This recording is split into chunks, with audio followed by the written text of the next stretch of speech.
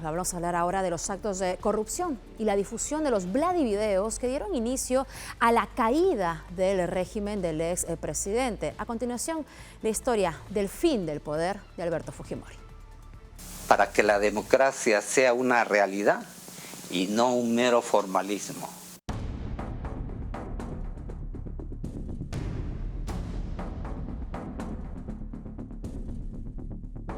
A punto de finalizar la década de los 90, Alberto Fujimori parece imbatible y avanza a forzar un tercer periodo presidencial. La destitución de 3 magistrados del Tribunal Constitucional que declararon inaplicable la llamada Ley de Interpretación Auténtica que permitía a Fujimori postular a un tercer mandato, inician una serie de marchas y protestas contra el régimen.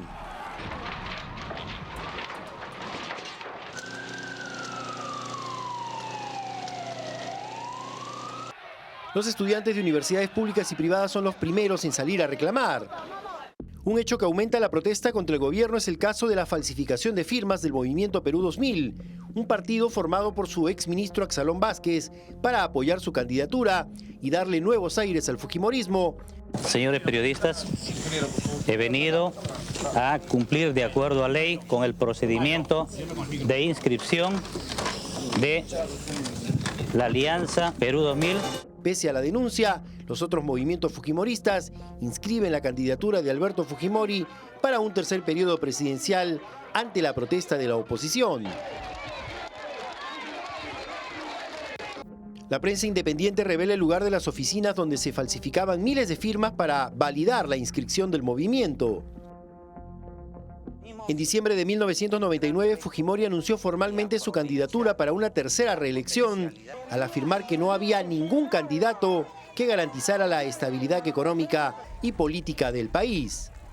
Pero este chino trabaja con el pueblo. Permanentemente hemos estado durante estos 10 años con ustedes.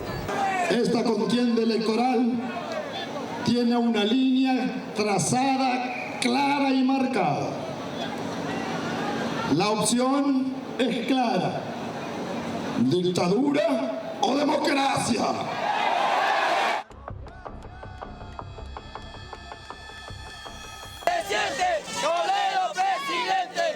Ante la indecisión de los candidatos presidenciales de presentar una postulación unificada, crece la figura de Alejandro Toledo.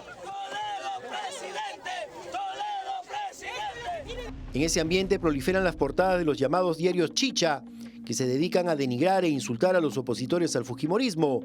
Uno de ellos, el desaparecido alcalde de Lima, Alberto Andrade Carmona. Las elecciones del año 2000 se celebran el 9 de abril. Los primeros resultados dan una ventaja para el opositor Alejandro Toledo. Sin embargo, con el transcurrir de las horas, Fujimori voltea el resultado. Estamos viendo en la pantalla los resultados ya finales de esta encuesta, de esta última encuesta. El ingeniero Alberto Fujimori, 48,2%, Alejandro Toledo, 40,9%.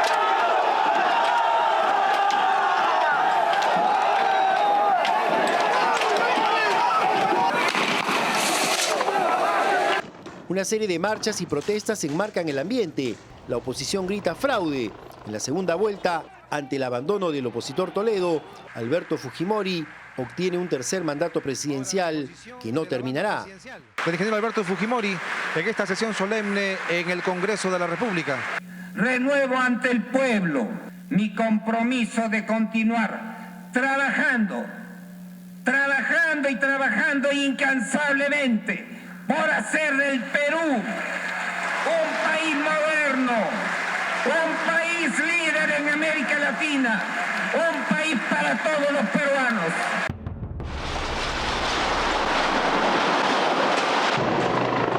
De turistas, ¿no?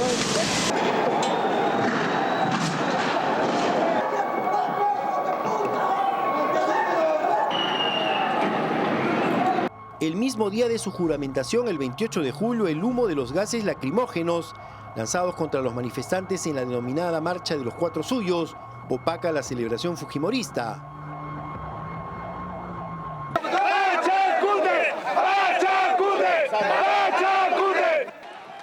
La marcha de los 4 suyos es una concentración multitudinaria que busca impedir la juramentación de Alberto Fujimori. En septiembre, en un ambiente del Hotel Bolívar, se dio el principio del fin del gobierno de Alberto Fujimori.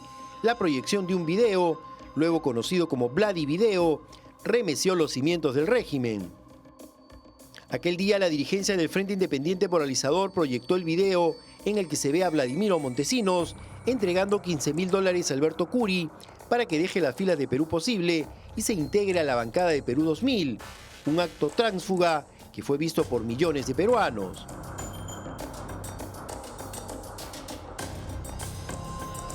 Tan solo pasaron 2 días para que el entonces presidente Alberto Fujimori anuncie en un mensaje a la nación la desactivación del Servicio de Inteligencia Nacional y la convocatoria a las nuevas elecciones generales. He tomado la decisión, primero, de desactivar el sistema de inteligencia nacional y, en segundo lugar, de convocar en el inmediato plazo posible a elecciones generales, medida esta última que espero sea acogida y entendida en su real contexto por los organismos competentes.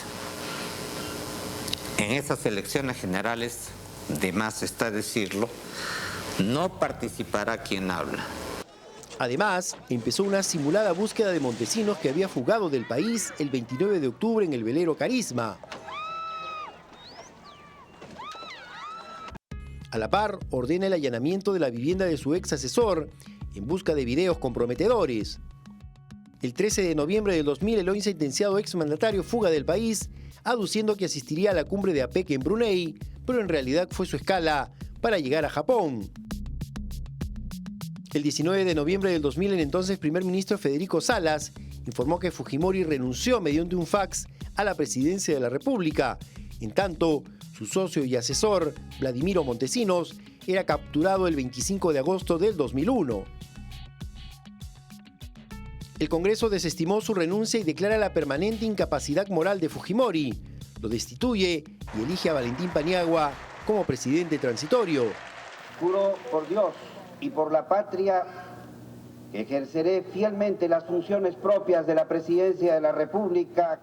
El exmandatario se establece en Japón e intenta obtener de manera infructuosa un escaño en el Senado japonés.